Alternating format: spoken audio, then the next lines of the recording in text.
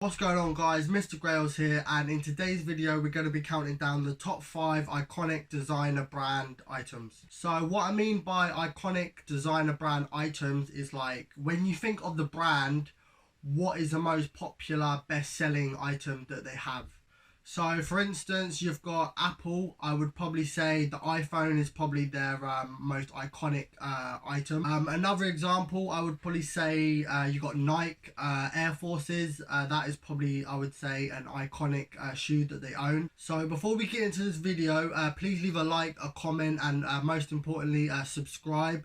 It really helps out with the channel. And if you do like these kinds of videos, I've got loads of top 5 videos ranging from Supreme, Adidas, Nike, Palace, Bape, you name it, I've probably got it on my channel. So yeah, without further ado, let's get into the top 5. So coming in at the number 5 spot, we have the Balenciaga shoe.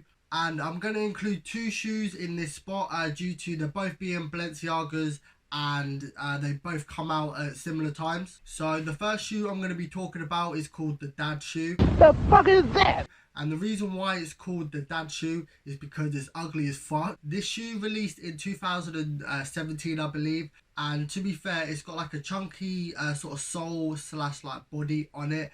And I do believe that it was made to look ugly on purpose. The reason for this was probably to build up like controversy around the shoe and to build up a little bit of hype as well. And to be fair, it did work because there was so much like people talking about the shoe. There was memes after memes about, you know, just how ugly this shoe was.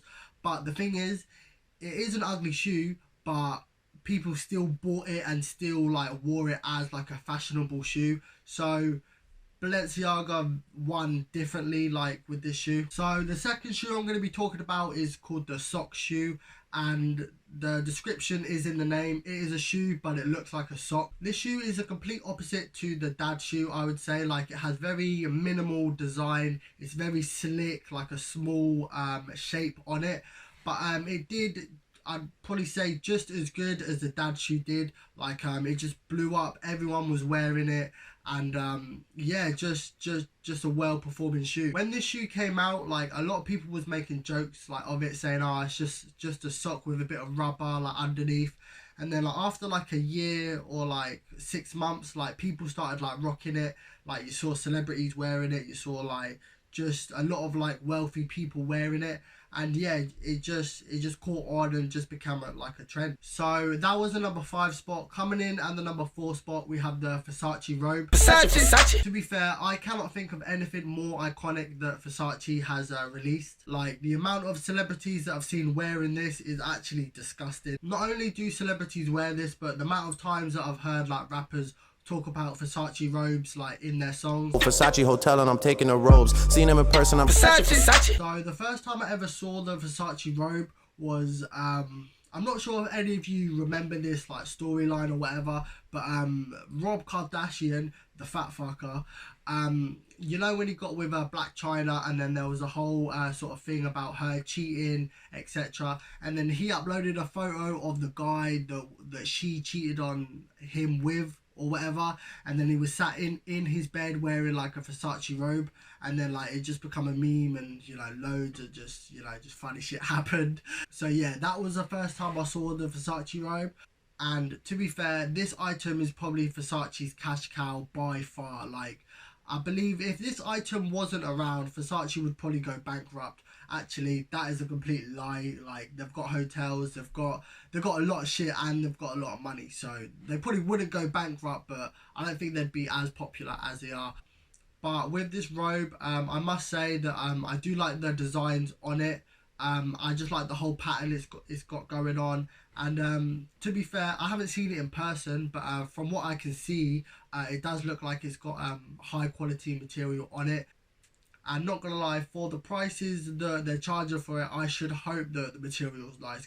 But for real though, Versace did strike gold with this item, because like no other luxury brands are doing bathroom robes like this. Like, you don't see Louis Vuitton doing it, you don't see Burberry doing it, you don't see no brands doing a dressing gown. And that just boggles me a bit, because you would think the success of Versace robes every other like brand would do it because it's such a like a high selling item. But no brands have done it, so it's just a bit a bit crazy. Okay, cool. So that was the number 4 spot, well deserved number 4 spot. But I didn't quite make the top 3. So coming in at the number 3 spot, we have the Burberry trench coat and the Burberry scarf. I did choose 2 items because they're just both iconic and I didn't want to leave one out the list. So a little fun fact / history lesson. Burberry was the first brand to actually ever create the trench coat, and the trench coat was invented in 1879, I believe, and I don't think it got its name until World War 1/2, when a lot of World War 2/1 soldiers begin to use them.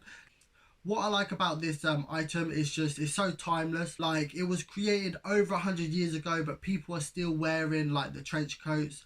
But anyway, moving on to the Burberry scarf. I would have to say Burberry scarves are probably the most iconic designer scarves that are out there. Like, obviously you've got Louis Vuitton and that is popular, but I do see a lot more people rocking the Burberry scarves. I mean, to be fair, the Burberry print does go very well on like a scarf. Like, it just looks like very aesthetically pleasing, and like it doesn't like outshine the rest of like your outfit, if that makes sense. Because like, say if you had like a Burberry, I don't know, maybe a Burberry shirt for instance, like that would be like the centerpiece of your outfit. But say if you've just got a scarf, I mean, like, of course it stands out, but it's not like a centerpiece of your whole entire outfit. Like, you can still mix and match, you can still, you know, do your thing. So that was a Burberry scarf and the Burberry trench coat. Shout out to Burberry, because that is an English brand, and obviously your boy's English out here. So without further ado, coming in at the number 2 spot, we have the Gucci belt and the Gucci sliders. And yes, I've chosen 2 items for a brand.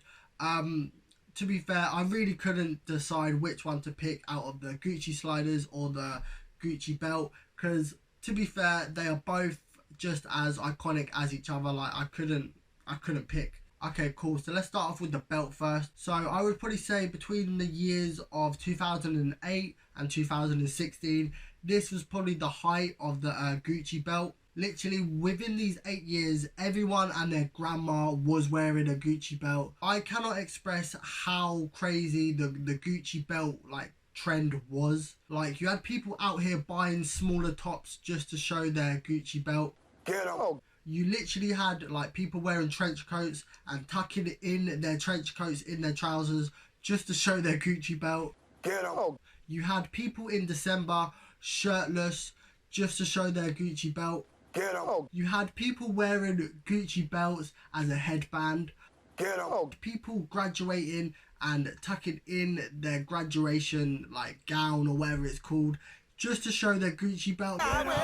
Like, I cannot express how much people wanted to let you know that they had a Gucci belt. And to be fair, it was with good reason, because the Gucci like belt buckle like design was flawless. Like, I think they did like a couple, but the way the 2 G's like sat like in sync with each other, crazy, absolutely crazy. And I do think that Gucci did notice that the rise of sales of Gucci belts, because like after a couple of years, like I just see so many different variations of the Gucci belt. Like they must have just pushed the design team just to pump out as much like different belts, colors, designs, you name it. Like, they were just pumping out belts like they were brand new, like, I don't know, brand new toys or something. But enough of the Gucci belt, let's move on to the sliders. So I would probably say the Gucci sliders are maybe a little bit less popular than the Gucci belt, but a little bit less is like an understatement, because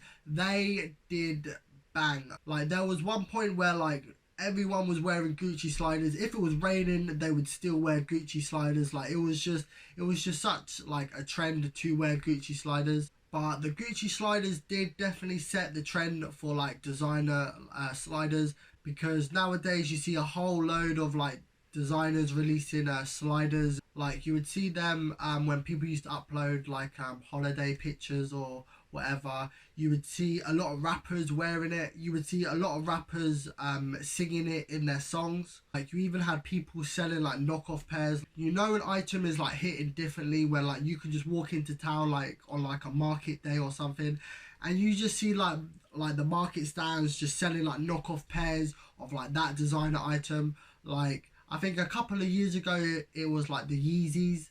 Like the amount of knockoff Yeezys I saw like in 2017 was utterly disgusting. To be fair, Gucci probably made a killing from the Gucci sliders, because I can't imagine it was that like expensive to make, and I believe that they were selling for like $250 or $230 or something, and it probably cost them like £20, maybe £30 to make it. So £200 profit plus shipping, bread.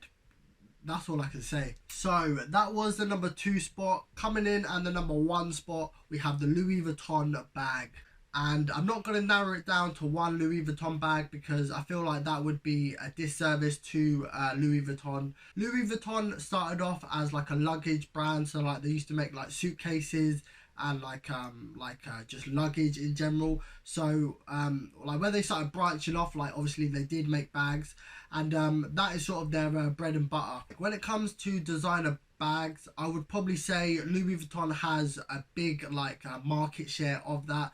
Like there's so many different types of bags that they create, so many iconic bags that they actually own. I would probably say the most iconic bags that they release are probably the duffel bag, the messenger bag, and probably the backpack. Like I see a lot of rappers, a lot of famous people wearing them type of bags, and for good reason, because them bags be looking tasty. To be fair, majority of the Louis Vuitton bags are just like masterpieces.